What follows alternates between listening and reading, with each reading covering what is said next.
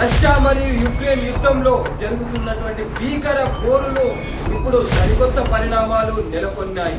ప్రపంచమే నివ్వెరపోయే విధంగా ఇప్పుడు రష్యా యుక్రెయిన్ యుద్ధం తారాస్థాయికి చేరి చివరి ఘట్టానికి చేరుకుంది.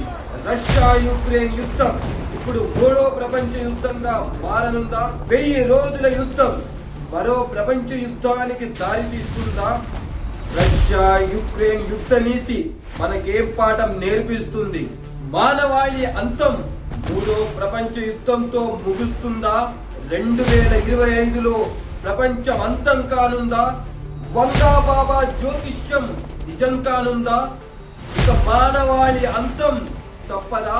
21వ శతాబ్దంలోనే అత్యంత దారుణమైన యుద్ధం రష్యా యుక్రెయిన్ యుద్ధం.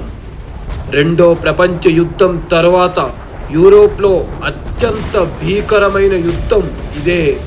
రెండవ ప్రపంచ యుద్ధానికి హిట్లర్ కారకుడు అయితే మూడవ ప్రపంచ యుద్ధానికి కారకులు ఎవరు?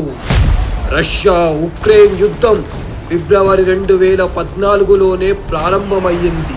1000 రోజుల యుద్ధం మిగిల్చిన చేదు జ్ఞాపకాలు మర్చిపోలేనివి. ఉక్రెయిన్ అణుబాంబుల తయారీకి సన్నాహాలు చేస్తుందన్న వార్తలతో ఇప్పుడు రష్యా టెన్షన్ పడుతుంది. దీర్ఘ శ్రేణి క్షిపణులను రష్యాపై ప్రయోగించేందుకు ఉక్రెయిన్కు అనుమతిచ్చింది అమెరికా. అమెరికా వెనక్కి తగ్గకపోతే ఇక అణుయుద్ధమే అంటూ రష్యా హెచ్చరించింది.